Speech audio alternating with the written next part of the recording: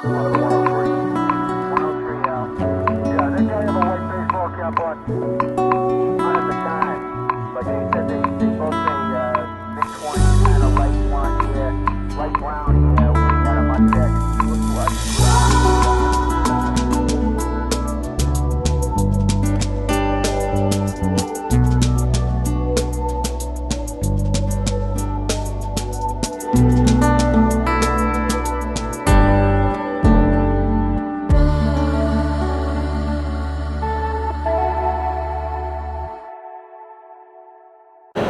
Ladies and gentleman, नमस्कार, सत श्री अकाल। This is Amit Kapoor. दोस्तों, आज मैं आपको बताने जा रहा हूं कि बर्थ चार्ट में ऐसे कौन से प्लैनेट होते हैं कि आदमी की लाइफ जो है वो आफ्टर मैरिज स्पॉइल हो जाती है। आबाद होते हुए तो हमने बहुत सारे लोगों को देखा, लेकिन बहुत सारे ऐसे भी हॉरोस्कोप होते हैं कि शादी के बाद उनका डाउनफॉल शुरू हो जाता है, उनकी स्ट्रगल शुरू हो जाती है, उनको फाइनेंशियल क्राइसिस हो जाते हैं, वो डेट्स में चले जाते हैं, लिटिगेशंस में इन्वॉल्व हो जाते हैं और आखिर में जो लाइफ पार्टनर होता है वो भी छोड़ कर चले जाता है, उनका डिवोर्स हो जाता है। कहते हैं कि आदमी शादी के बाद बर्बाद हो गया। ऐसे कौन से बर्थ चार्ट है में प्लैनेट हैं, आज मैं आपको वो बताऊंगा। देखिए, इसके लिए हम अपने बर्थ चार्ट की सबसे पहले हॉरोस्कोप देखेंगे D1 और D9। अगर हमारी लगन कुंडली में मार्स हमारा first house, fourth house, seventh house, eighth house और 12th हाउस में है तो आप मांगलिक हुए। लेकिन इनमें से भी अगर मार्स आपका फर्स्ट हाउस, फोर्थ हाउस या 7th हाउस में है तो आप प्रबल मांगलिक हैं, क्योंकि 7th हाउस पे मार्स का प्लेस होना या 7th हाउस पे मार्स का फर्स्ट हाउस से 7th एस्पेक्ट डलना या 4th हाउस से 4th एस्पेक्ट मार्स का 7th हाउस पे डलना आदमी की लाइफ में बहुत सारा कॉम्प्लिकेशंस पैदा करता है शादी के बाद।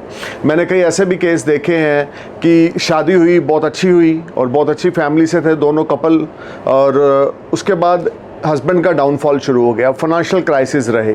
आज शादी को 18 साल हो गए हैं, 20 साल हो गए हैं, still they are suffering in life की। लोगों का कर्ज सिर के ऊपर है, लिटिगेशंस हैं, टेंशन है, डिप्रेशन है और मियाँ बीवी दोनों एक अच्छी ज़िंदगी नहीं जी पा रहे हैं।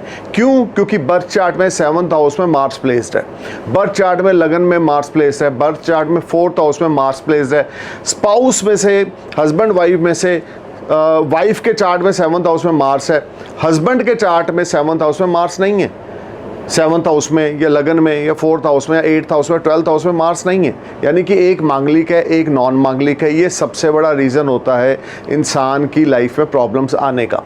अगर आप D1 में और D9 में मांगलिक हो और आपके लाइफ पार्टनर भी मांगलिक हैं, फिर कॉम्प्लिकेशंस कम आएंगी, फिर प्रॉब्लम्स कम आएंगी, फिर आपकी लाइफ अच्छी बीतेगी। लेकिन अगर आपके बर्थ चार्ट में मंगल अच्छी पोजीशन में नहीं है और D9 में भी फर्स्ट हाउस, 4th हाउस या 7th हाउस में है तो डेफिनेटली यहाँ पर आपका डिवोर्स होगा। शादी के बाद काफ़ी कॉम्प्लिकेशंस का सामना आपको करना पड़ेगा।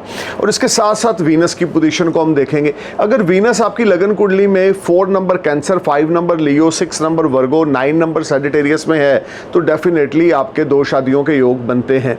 अनस्टेबल मैरिज लाइफ चलेगी। शादी के बाद स्पाउस के साथ आपकी बिल्कुल नहीं बनेगी, या स्पाउस के साथ बनेगी तो फाइनेंशियल क्राइसिस रहेंगे, घर में किसी ना किसी चीज़ का अभाव रहेगा। अगर फाइनेंशियल क्राइसिस नहीं है, हस्बैंड के साथ या स्पाउस के साथ अच्छी बन रही है तो बच्चे पैदा होने में बड़ी देर हो रही है। 10 साल हो गए शादी को और आप माँ बाप नहीं बन पा रहे हैं, क्योंकि बर्थ चार्ट वीक है। बर्थ चार्ट ये कह रहा है कि इस इंसान की शादी के बाद का जो सुख है, जो हैप्पीनेस है, वो ज़्यादा बढ़िया नहीं है।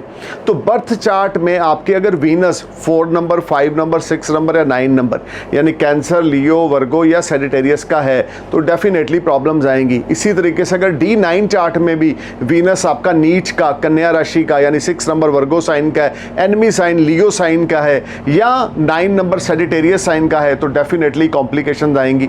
अगर आपकी लगन कुंडली में सूर्य और शुक्र की युति है, आपके फर्स्ट हाउस में, आपके सेकंड हाउस में, आपके 7th हाउस में, आपके 5th हाउस में, आपके 9th हाउस में, आपके 12th हाउस में, तो भी शादी में काफ़ी ज़्यादा प्रॉब्लम्स का सामना आपको करना पड़ेगा। और ये युति 7 से 10 डिग्री के घेरे के अंदर होनी चाहिए, यानी कि दोनों प्लैनेट का जो डिग्रीकली एक दूसरे से के साथ डिग्रीकली रिलेशन बन रहा है वो 7 से 10 डिग्री के घेरे के अंदर अगर है तो कॉम्प्लिकेशंस बहुत ज़्यादा रहेंगी, स्किन ट्रबल रहेगी स्पाउस को, और अच्छी तरीके से आप सेक्सुअल लाइफ आप इंजॉय नहीं कर पाएंगे शादी के बाद। ये भी बहुत सारी प्रॉब्लम प्रॉब्लम्स आती हैं, सुनने को मिलती हैं कि शादी के बाद हमारा जो संभोग सुख है या सेक्सुअल लाइफ है वो हम अच्छे से इंजॉय नहीं कर पा रहे क्योंकि बर्थ चार्ट वीक है, जिस वजह से स्पाउस एक दूसरे को सपोर्ट नहीं करते। ऐसे बहुत कम बर्थ चार्ट होते हैं जब स्पाउस एक दूसरे को मेंटली, इमोशनली, फिजिकली सपोर्ट करते हैं।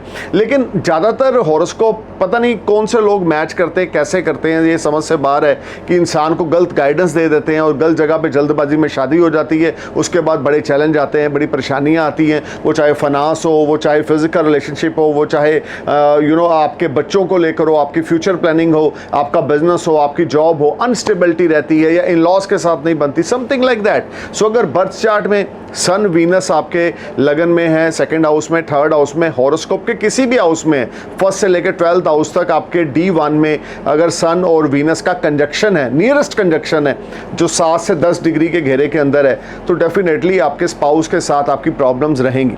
अब D9 में भी अगर सन और वीनस का कंजक्शन है, फर्स्ट हाउस से 12th हाउस तक किसी भी हाउस में, वो भी 7 और 10 डिग्री के घेरे के अंदर है, तो भी आपकी काफ़ी लाइफ में कॉम्प्लिकेशंस यहाँ पे देखने को आपको मिलेंगी।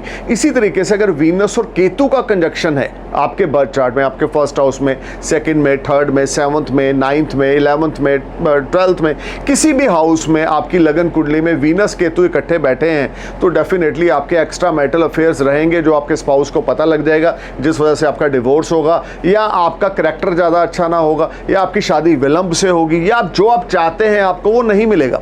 वीनस केतु का कंजक्शन आपकी मैरिटल लाइफ में प्रॉब्लम क्रिएट करेगा, इसमें कोई दो राय नहीं है कि किसी ना किसी रीजन से आपका डिवोर्स होगा, किसी ना किसी रीजन से आपको आपके स्पाउस से दूर रहना पड़ेगा। वो चाहे आजीविका कमाने के लिए आप फॉरेन में चले जाएं, आपकी वाइफ इंडिया में है और आप पैसा कमाने के लिए यूएस चले गए, 5 साल आप यूएस रहे, 7 साल आप यूएस रहे, काफ़ी लंबा समय आप यूएस रहे, उस वजह से भी आपकी मैरिटल लाइफ में प्रॉब्लम आई। सक्सेसफुल मैरिज लाइफ वो होती है जिसमें हस्बैंड वाइफ इकट्ठे रह रहे हैं, बच्चे इकट्ठे रह रहे हैं, हस्बैंड वाइफ अपने पेरेंट्स की भी सेवा कर रहे हैं, अच्छी पैसा कमा रहे हैं, कोई सिर पे कर्जा नहीं है, कोई रोग नहीं है, कोई परेशानी नहीं है। ऐसे बहुत सारे कपल है जिनकी लाइफ बहुत अच्छी चल रही है, जिनकी लव मैरिज हुई है और बहुत अच्छी सक्सेसफुल हुई है, अरेंज मैरिज हुई है वो बड़ी सक्सेसफुल हुई है। लेकिन बर्थ चार्ट को मैच करना बड़ा ज़रूरी है और ये जानना बड़ा ज़रूरी है मार्स की प्लेसमेंट क्या है, वीनस की प्लेसमेंट D1 में, D9 में क्या है, वीनस सन का कनेक्शन तो नहीं, अगर है तो शादी के बाद आपकी बर्बादी कन्फर्म है। आपकी 2 शादियाँ भी होंगी, आपकी 3 शादियाँ भी होंगी, तो भी स्टेबिलिटी नहीं आएगी अगर सन वीनस कंजक्शन होगा 7 to 10 डिग्री, या वीनस आपका कैंसर साइन का, लियो साइन का, वर्गो साइन का, सेजिटेरियस साइन का होगा तो प्रॉब्लम्स आएंगी, या इसके अलावा वीनस और केतु का कंजक्शन होगा तो डेफिनेटली प्रॉब्लम्स आएंगी।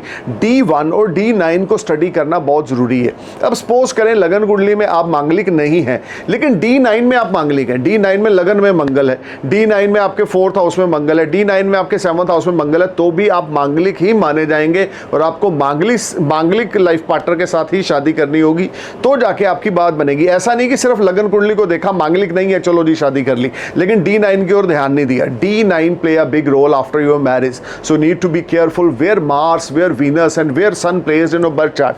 अब 7th हाउस में अगर सन जाकर बैठ जाए अकेला, वीनस भी नहीं है समझ लो 7th हाउस में, अकेले सन की प्लेसमेंट 7th हाउस में है, तो डेफिनेटली ये विडो योग बनाएगा या डिवोर्स हो जाएगा या समथिंग लाइक दैट कि शादी को लेकर कुछ चैलेंज, कुछ ट्रबल्स आपको देखनी पड़ेंगी।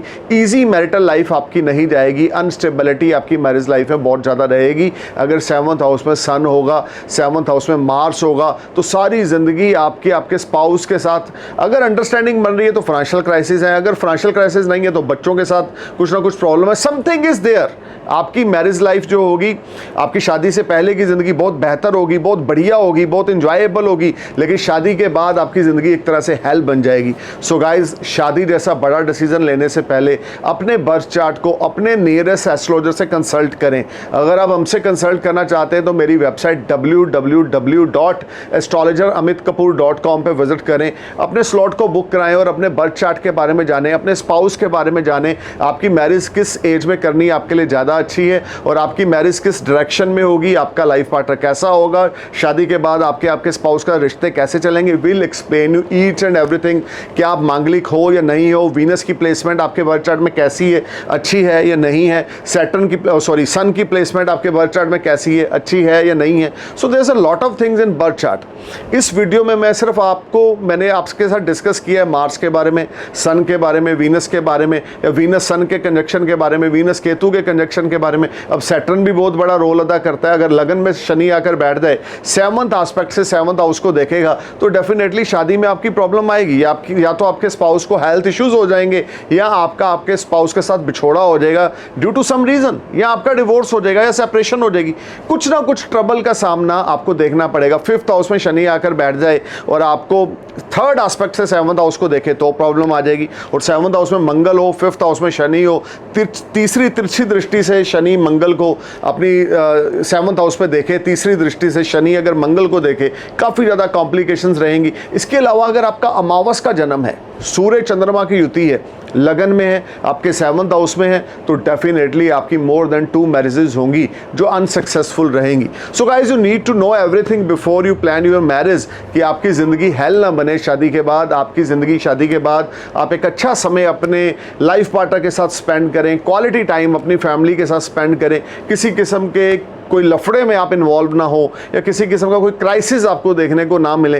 देखिए, किस्मत खराब है, मुकद्दर खराब है, वो एक अलग बात है। 1 साल खराब है, 2 साल खराब है, 3 साल खराब है, वो अलग बात है। लेकिन अगर हम जानबूझ के कुएं में गिरेंगे तो वो हमारी गलती होगी, भगवान की गलती नहीं होगी। तो भगवान ने एस्ट्रोलॉजी बनाई है हमें राह दिखाने के लिए। सो गाइज, आप अपने स्लॉट को बुक करवाएं और हमसे बात करें। हम आपको आपके बर्थ चार्ट के बारे में बताएंगे, या अपने नियरेस्ट एस्ट्रोलॉजर से बात करें। वो आपको बताएंगे कि आप मांगलिक हो या नहीं हो, वीनस कहाँ पर है, सन कहाँ पर है, लव मैरिज होगी, सक्सेसफुल होगी या नहीं होगी, शादी के बाद आपने आबाद होना है या बर्बाद होना है। So stay cool. Thank you for watching my video. जय हिंद।